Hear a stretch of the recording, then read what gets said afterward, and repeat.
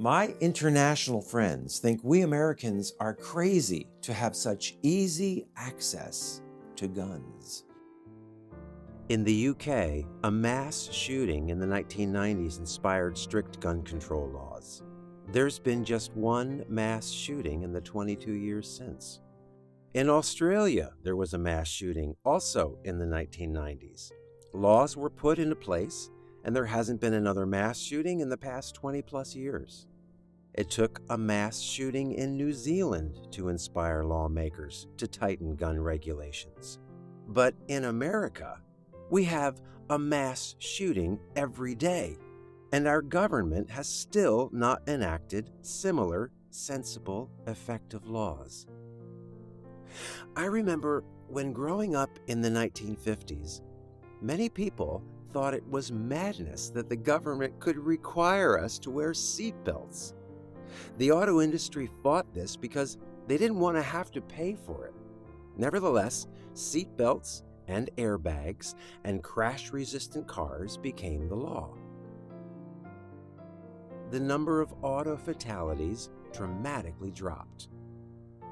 Let's work together for laws that better protect our loved ones, especially our children. We all have the right to be safe.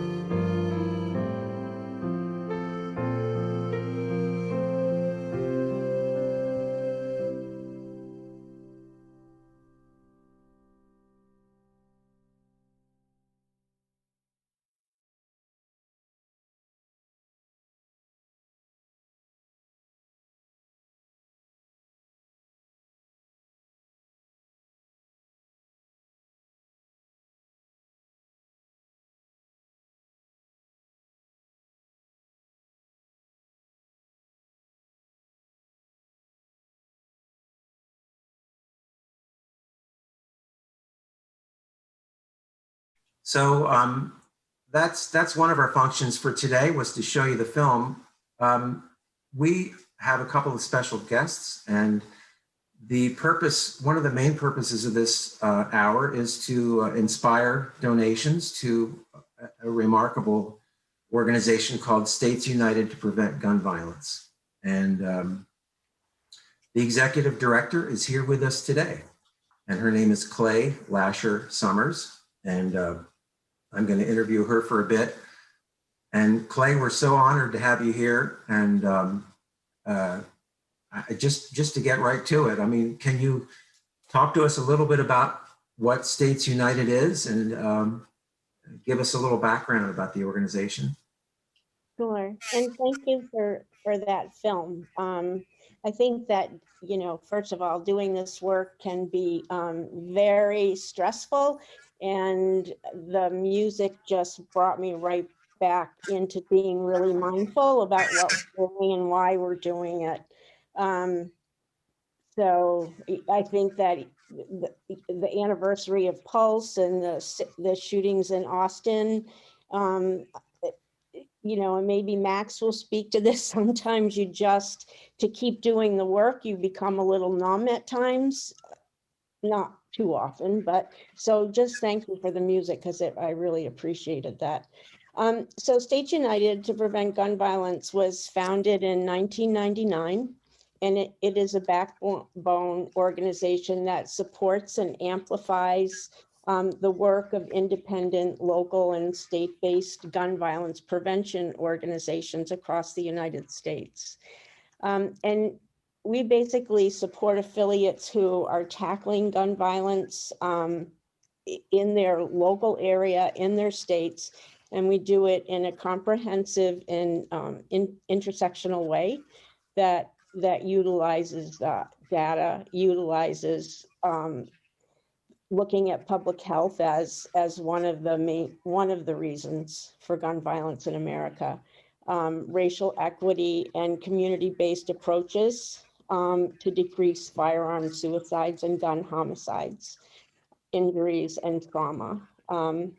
You know, I think our affiliates are really the experts in policy in their areas. They're the experts in how to do their organizing. We help teach smaller local affiliates organizing skills, what it takes to run a campaign. But we believe that our affiliates are the experts, and they understand system change, they understand election work, and they understand educational strategies that are really critical to preventing gun violence. So basically, that's what we do. We provide services at the back end so that the local groups can do their work. And we do that because gun violence is a public health epidemic. It's our mission. And just within the past 2 decades, 700,000 Americans have lost their lives as a result of gunshots, and hundreds of thousands have been injured and traumatized. And I think those are really glaring statistics about what's going on in our country. And the rate of gun violence is increasing, it's not decreasing. And I believe, and which is why I believe I'm the director of States United, is that, you know, if we at a local level can build out and harness power, then perhaps that will lead up to the federal level, because we know nothing is really happening at the federal level right now. And we know it's only, you know, it's states that are getting things done. So that's what we do. Yeah, thanks. And of course, there's a lot of information at the States United to Prevent Gun Violence website, which we have a link to in all of our information. Well, my sense is that a lot of people who get involved in the efforts to prevent gun violence do it for very personal reasons, and because of an experience. And I'm just wondering what brought you to this. Is it something you care to share? Sure. I am a gun violence survivor. I'm a wounded survivor. So when I was 13 years old, my stepfather shot me with a 30-06 shotgun, which is it's used for killing large animals. You know,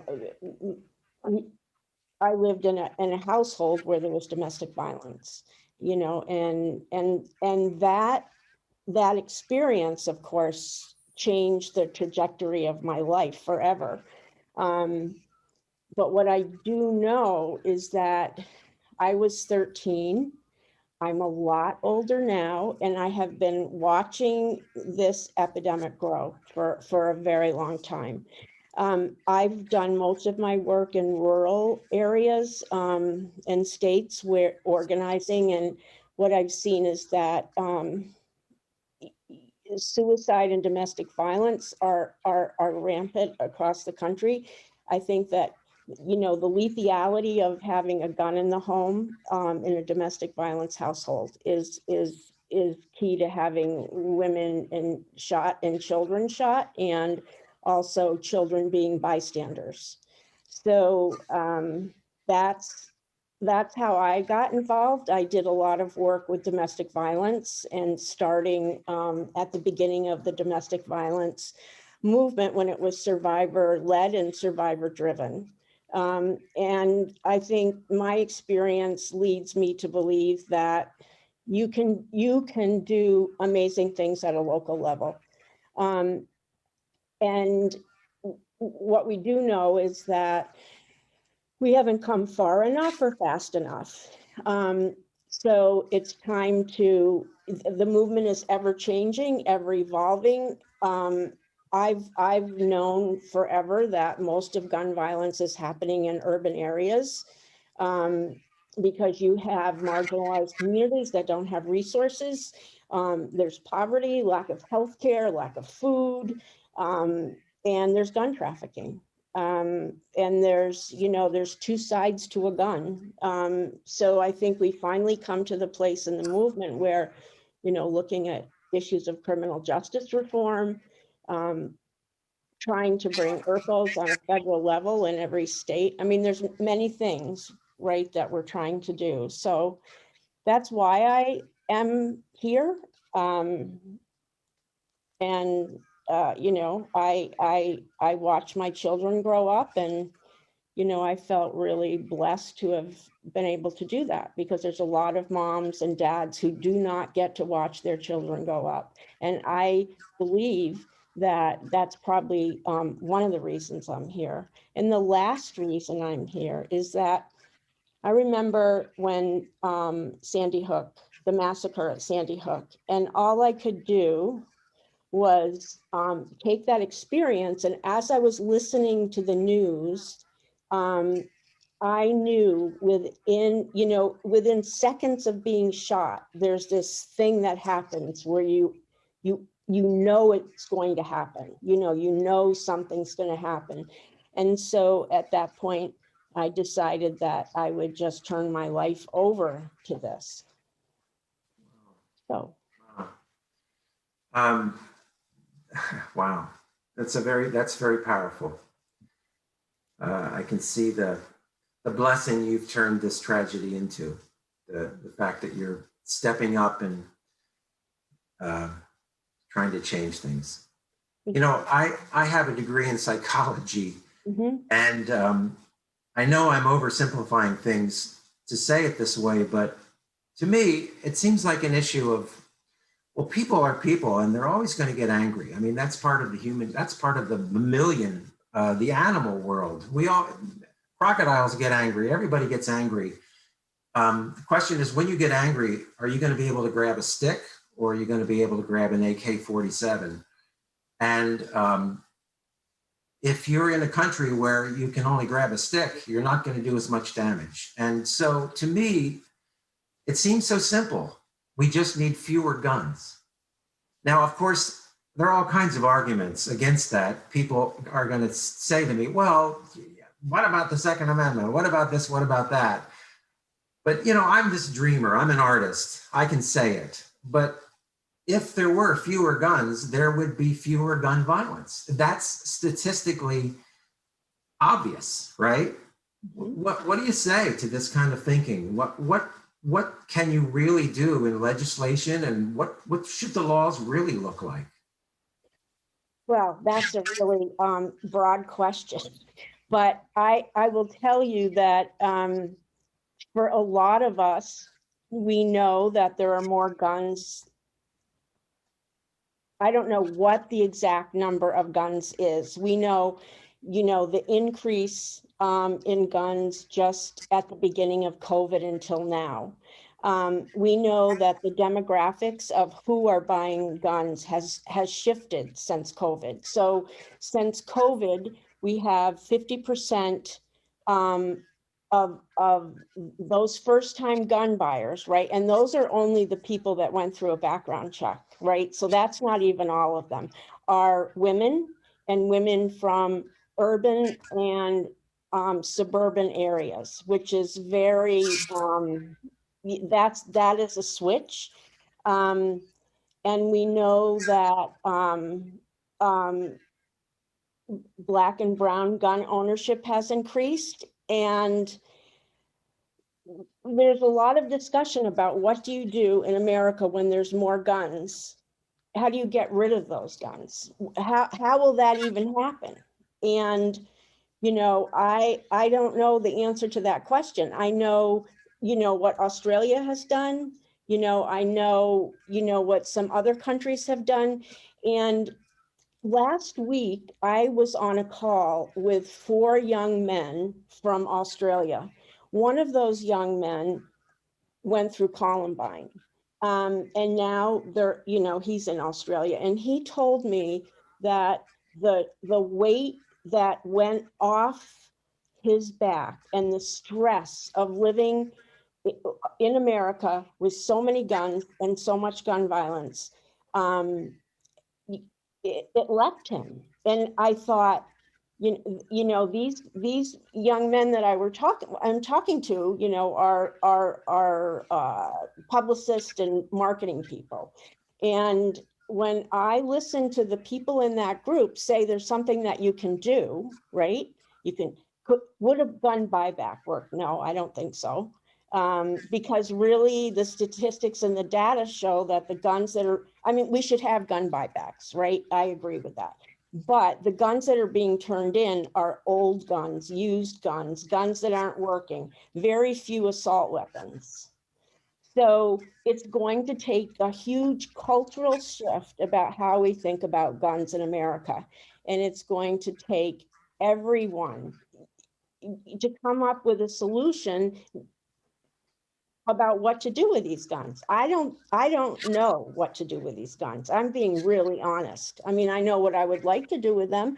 I think that hunters should have their guns. I think, you know, people who, you know, are gun owners who know what they're doing with their guns, that's a very different situation than having lots of people have lots of access to guns without them being locked up, with, you know, with them being able to be trafficked.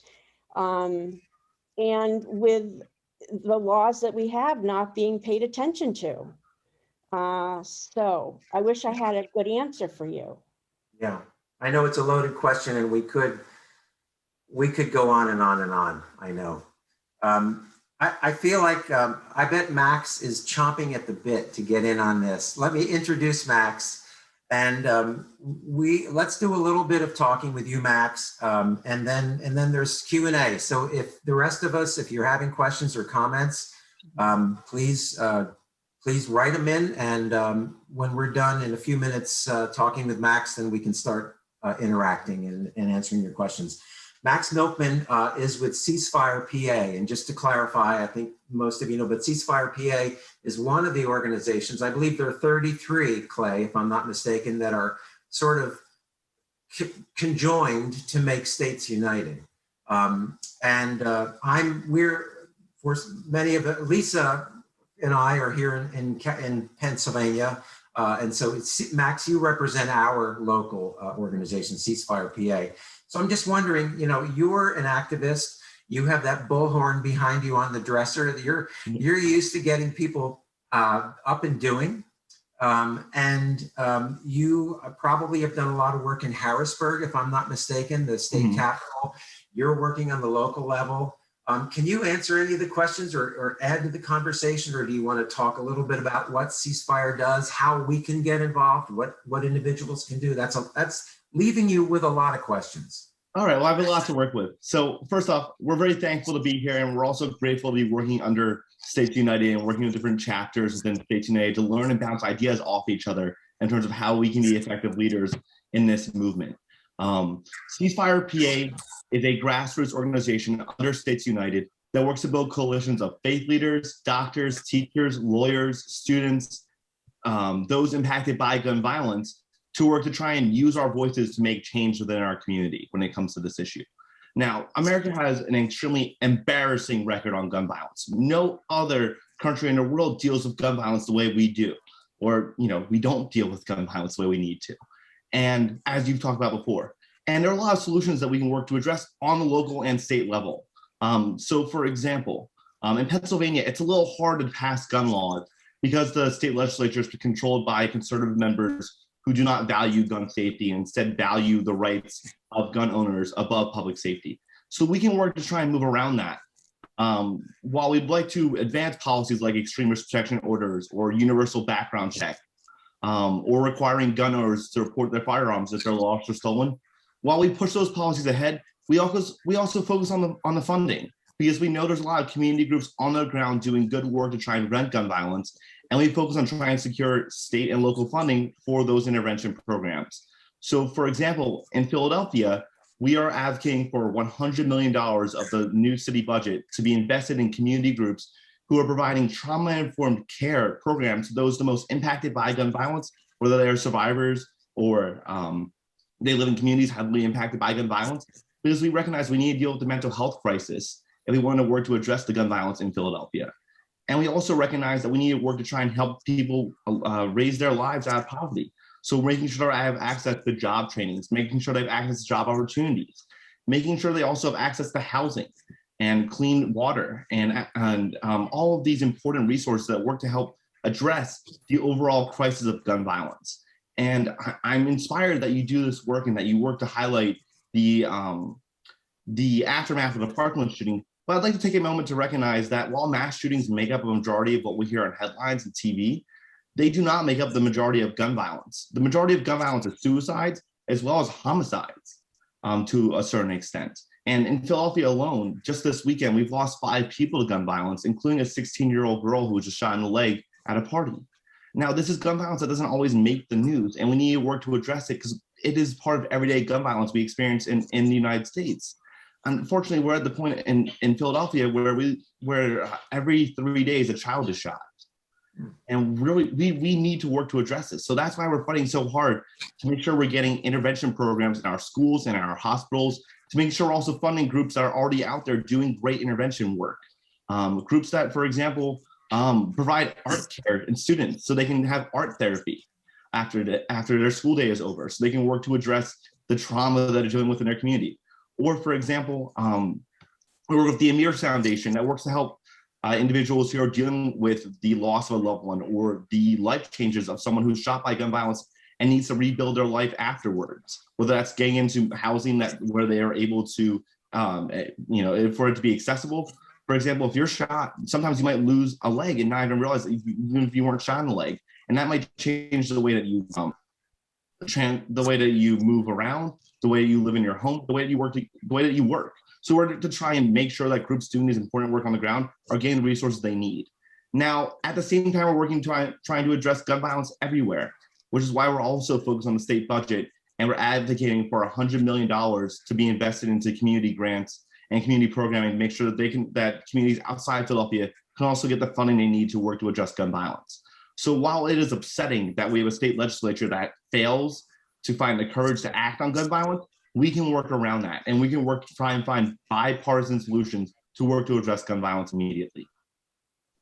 Yeah, there was the New York Times on the front page today had an article about New York City mayoral race, and there was a notion there that experts, I don't know who, are predicting there may be even more urban gun violence this summer as a result of the end of the pandemic and a lot of people out of jobs and all kinds of things. So it's getting worse and worse, evidently. Mm-hmm. And we unfortunately also know that gun violence increases during the summer months because of the heat and people being angry and exacerbated by the heat and lack of opportunities and resources out there. So we are extremely, scared for what the summer will look like this year. Yeah. So what about those of us on this call? What can we do? I'm sure you wouldn't say no if we wanted to contribute, right? But aren't there other things? Do you need bodies in Harrisburg or in Philadelphia? Yeah. Yeah, absolutely. We need your help. If you have even an hour to give, it can make all the difference in the world. Please reach out to CeaseFirePA. You can go to our website, CeaseFirePA.org, and we'll give you volunteer opportunities, whether it's helping you connect with your state lawmaker to make sure that they are supportive of, universal background checks, keeping guns out of the hands of those who shouldn't have them, extreme risk protection orders, which would allow for a family member or law enforcement officer to petition a judge if a person is in a temporary moment of crisis, so that they can get the help they need and temporarily remove their access to firearms.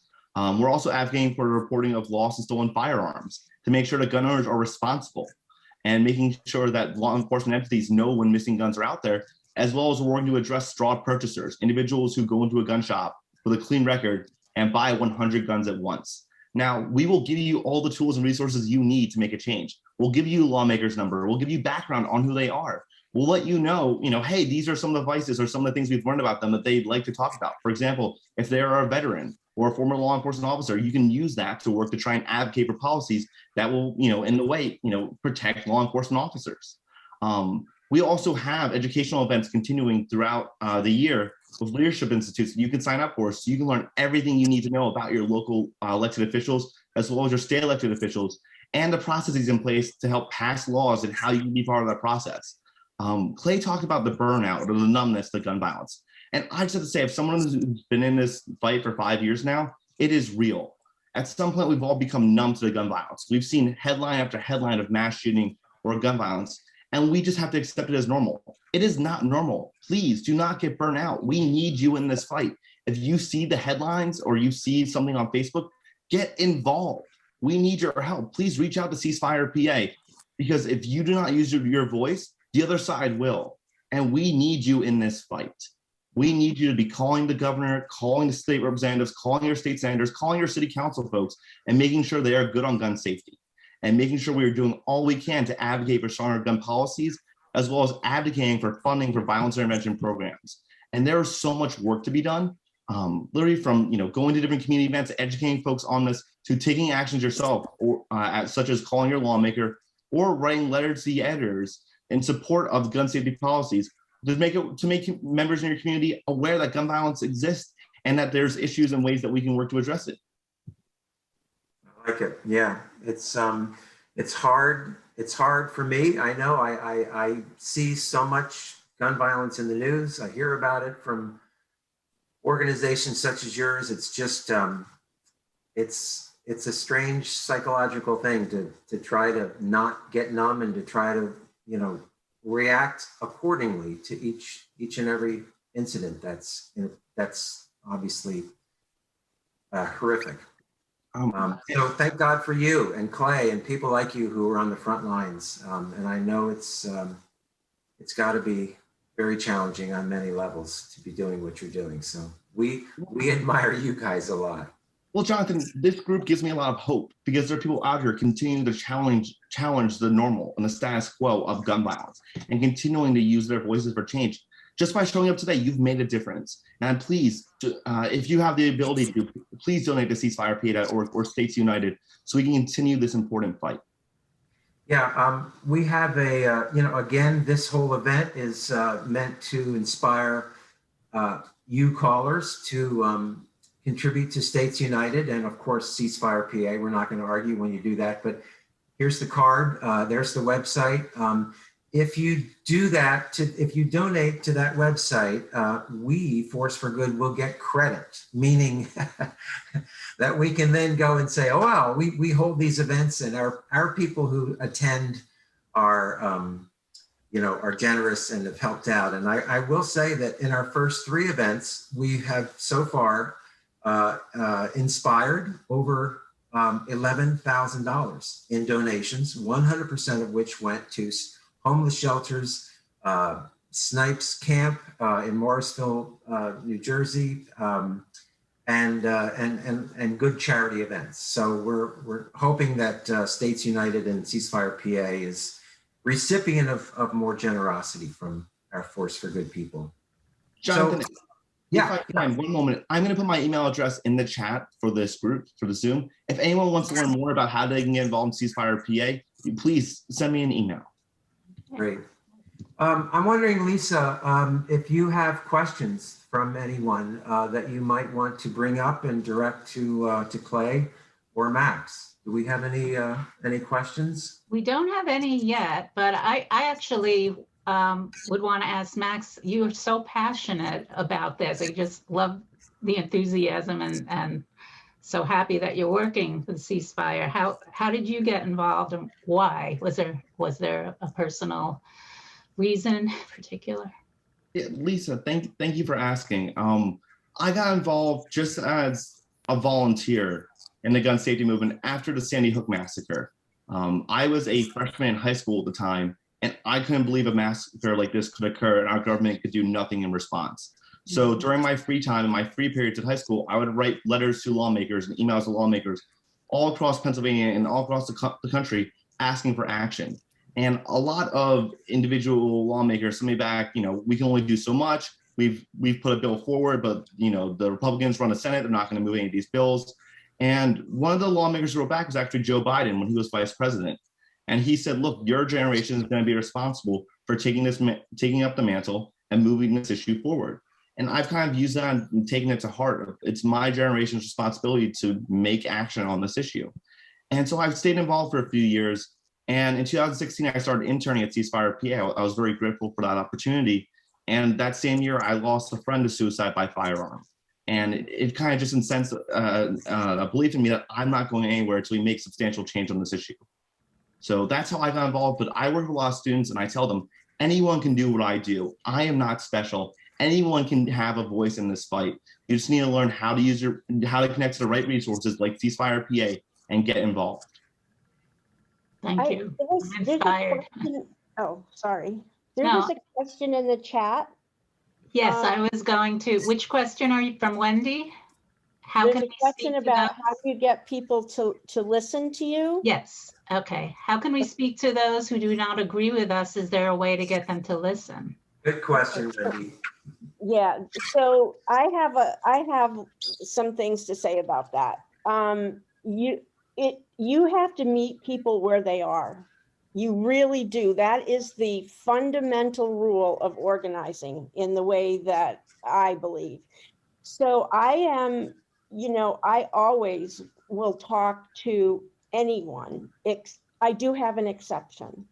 And that is, I don't have conversations with white supremacists who have come after me at state houses. I do not have, I will not, I don't talk to NRA lobbyists.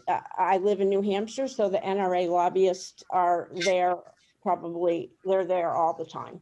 So there are some people that I know nothing I say will matter.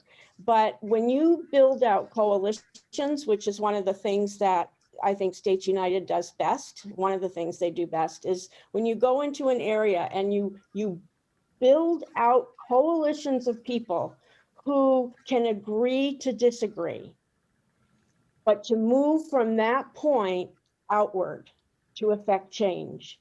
Because one of the things that's happened in this movement, and I understand it completely, is screaming, yelling, divisive language, and we are not going to win this fight like that. You are not going to change a gun owner's opinion when they already feel you know, divided, divisive, they're a bad person, they're whatever. And I know that some people don't always agree with me about that, but it goes to anyone. You know, I've worked with doctors who have not, you know, who own guns and see no reason to be involved with this until you bring up the idea of injury prevention, right? It's all about language. It's all about meeting people where they are. And it's all about, you know, doing this work and not forgetting the compassionate side of yourself. And, you know, I think that goes a long way. I've done a lot of work within suicide prevention coalitions that, you know, as a gun violence prevention advocate, I have stayed very quiet. A year and a half, I stayed quiet and listened. That is the other part, right? Listen, listen, listen. And when you listen, you become a trusted source. The next year, I was invited into the coalition to talk about what policies would help. What policies could we enact in a state that would make a difference in terms of people taking their lives by gun? But it's not just one thing, so it can't be just one set of words. Yeah. And I think that's good. I think that's hopeful. I mean, I think that's where we start seeing change, right? That's the minute you can connect with somebody who may not agree with you. And I know there's a whole, you know, there's a whole section we will never agree with, never talk with. But, you know, for the most part, if we meet people where they are, if we bring the data, if we bring the stories, the data, the stories, that is what affects change. And young people, it's all about young people, right? And it's all about having young people, but also working in urban areas and not in marginalized communities and not taking their voices and not telling those people, you know, the people in cities that are most impacted, what works best in this arena. Right? Because I've seen that happen time and time again. So, you know, the whole vision of from the ground up means you are talking with people and you are listening and you are showing compassion and empathy. And this may be a different way for people to approach gun violence, but I have seen it work. I worked in Vermont, which is a very gun heavy state. I worked in New Hampshire, and inch by inch, person by person by person by person. So, Are there other questions, Yes, Lisa? there's a question here, which probably Max can answer. Does the NRA give campaign money to PA legislators? Yes. Unfortunately, yes. And we have to combat that every day and combat the lobbying of National Rifle Association, along with Gun Owners for America, to work to try and pass common sense gun laws and work to move these policies forward. I'm not going to comment on specific lawmakers because it would take all night. right. But you can, you know, there's open secrets. You can look to find out. And there's a little, in Vermont, Senator Leahy and House Member Peter Welch, I mean, everybody knows who Senator Leahy is. They took NRA money in the 80s. So 3 years ago, there was a town, the town is Woodstock, and the people got together because at the same time, Parkland massacre had happened, and we were there trying to pass new bills.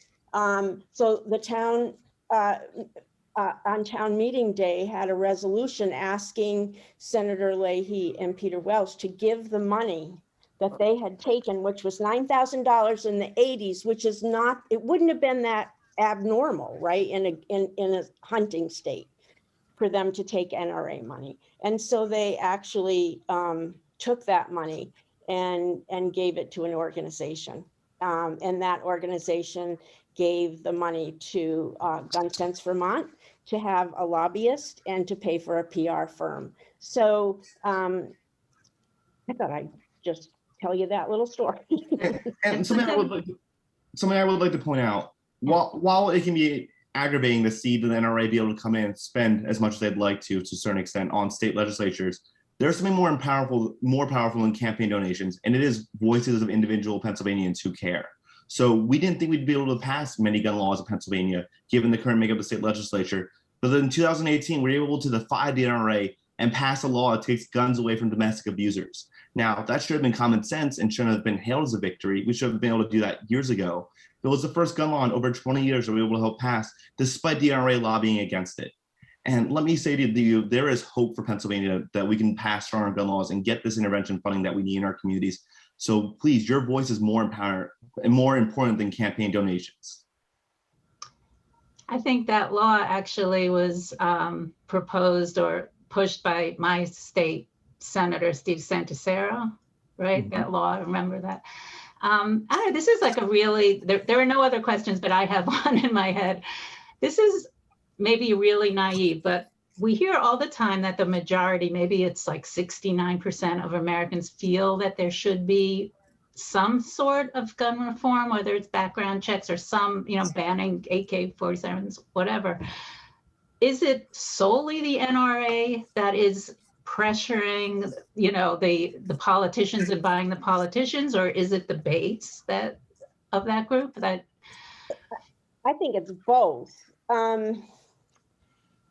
It's also, when we talk about assault weapons, I think what's important to realize also now is that when I think about what a semi-automatic assault weapon is, there's a part of the gun, the receiver, right? It's a small part of the gun. And now what's happening is there's like every conceivable thing being dreamed up to attach to it to make it more and more and more dangerous. So I think, I do believe it's the NRA. I do believe it's, the base, the assault weapon ban that was passed, the Brady law, that was a long time ago. And I think, just what a gun looks like anymore is very different than that. I think, what I think is happening is that, and we saw an executive order, right, from President Biden, and in different states we're doing the same thing, is banning parts of the gun, right, that make it, I mean, all guns are lethal, but taking parts of that gun and outlawing them, right?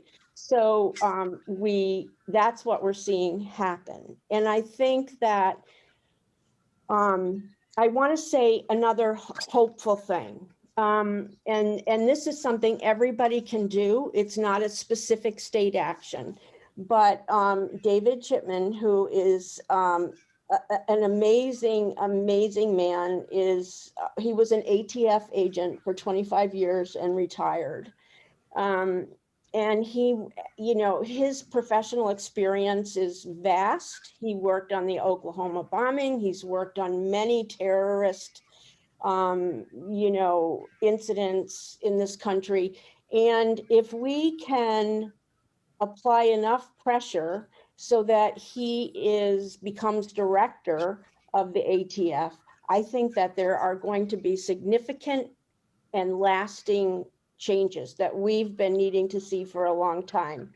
So when I sometimes think that maybe things aren't that great because we can't pass X, Y, and Z bill at a federal level, there's things that are happening that are really positive. It's David Chipman, if he is confirmed as ATF director. The amount of money that's in the budget for violence interruption programs, which are it's a program where where people actually are at the hospital when there is a gun violence incident and somebody is shot. There's mentorship right from that moment, so that they they're not left hanging anywhere.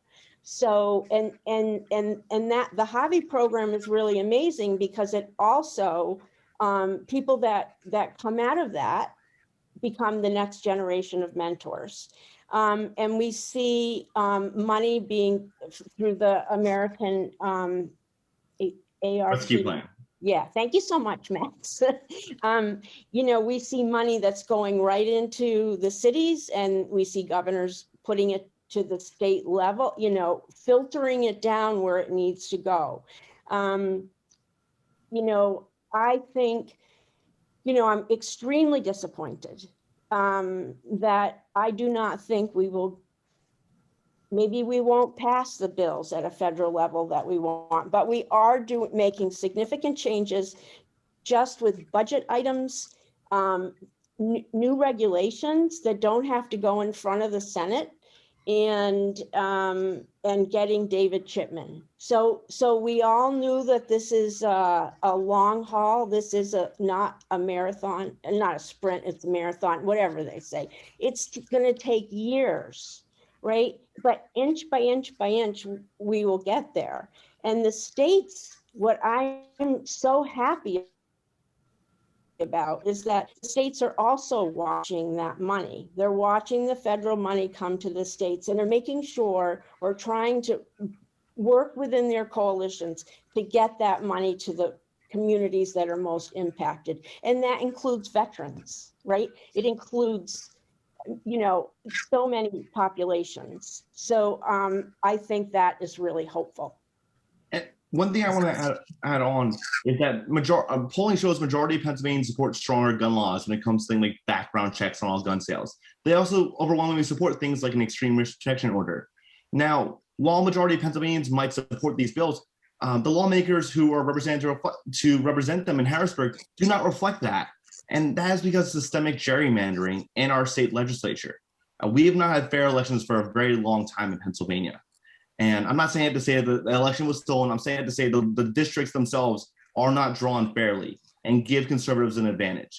So this year we have redistricting in Pennsylvania, and CeaseFirePA is keeping a very close eye on it, because we need fair elections so that Democrats and Republican candidates who are good on gun safety can have a competitive election and have a fair fight to earn the votes of voters, and not just being able to swiftly go into office because they've won a primary from Democrat or Republican. We need fair elections so that our government can actually be representative of the voters and of the beliefs of those voters. Now, a lot of state legislature members see gun violence as a Philadelphia problem. They see it it's just a city problem. We don't deal with it. It's with black and brown communities. We can just let them be. When gun violence is a crisis in every single county in Pennsylvania, not just when it comes to homicides like we see in Philadelphia, but gun violence impacts every community differently, whether it is suicide or domestic violence. And we are working really hard at CeaseFirePA to educate the state lawmakers that gun violence impacts every district. And we need your help doing that, to make sure that these lawmakers realize that, hey, I've got a gun violence problem in my district and we need to work to address it. I'm going to vote yes on background checks or extreme restriction orders or lost and stolen reporting if it were ever to come up. Or I'm going to vote yes on the $100 million for violence intervention funding in the state budgets. So please recognize, while the state legislature is poorly drawn district-wise, we have a lot of work to do on the ground to show lawmakers in power that they need to take the majority of Pennsylvanians who support gun violence prevention seriously. You guys are great. Thank you. Clai Lasher-Sommers, Max Milkman, two very passionate people. We could go into the wee hours with you both. I can sense that, and I really appreciate your willingness to be with us tonight. And you know, I'm seeing something common here. In our last event, we focused on renewable energy, and specifically solar energy. And I came away with the distinct impression that the best way to advance solar energy is politically. It's to reach out to our elected officials to get them to change laws so that renewable energies are advocated for, or made, you know, there are benefits for purchasing renewable energies. And I'm hearing the same kind of argument here, that the real way each of us can individually make a difference is politically. It's reaching out to our elected officials and making sure our voices are heard. I mean, obviously you both mentioned numerous different things that we as individuals can do, but it sounds like, you know, if you have a loud political voice, if you are a good one at writing letters the way you did, Max, when you were a freshman, and reaching out to elected officials that you can perhaps do well, you know, the most good in the least amount of time and energy. So we're a little over our hour, so I feel we should wrap up. But again, everyone, thank you so much for participating. you. Make sure that you feel generous with your donations to States United and to CeaseFirePA. Our next Force for Good event looks like it's going to be in October. We're going to go a ways. We're going to give you the summer off from Force for Good. And we're going to feature on Wilderness, which is one of our films that just won the finalist in the Independent Shorts Film Awards, and it focuses on the importance of protecting and preserving the wilderness. And we hope to see you then. And meanwhile, keep watching our films and subscribing to our YouTube channels. And we really appreciate all your support. And it's so good to see so many familiar faces. And, I see Johnny, and I see Ellen, and I see Donnie, and I see Wendy, and I see Jennifer. And don't we all want to go back to those romper room days? Anyway, we love you all, and thank you so much, and we'll hope to see you again before too long. Thanks. Thank you. And Lisa for helping out tonight.